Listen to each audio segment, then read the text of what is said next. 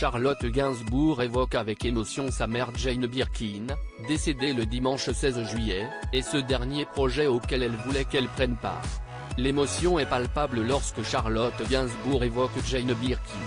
Cette rentrée est marquée par un événement de taille pour la célèbre actrice de Prête-moi ta main.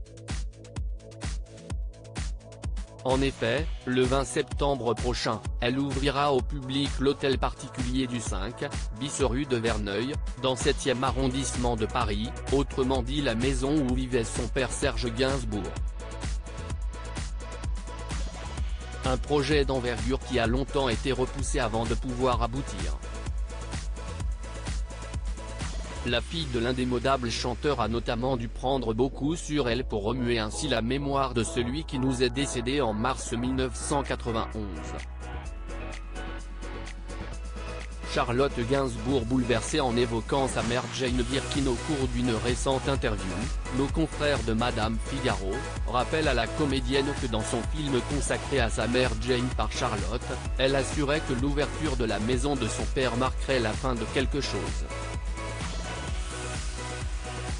Ce que Charlotte Gainsbourg semble toujours penser aujourd'hui, si est-il effectivement la fin de quelque chose, mais avec la mort récente de ma mère, cela fait un peu beaucoup pour moi. Je ne veux pas encore me le formuler comme ça, confie-t-elle avec émotion, toujours endeuillée par la disparition de Jane Birkin, décédée le 16 juillet dernier.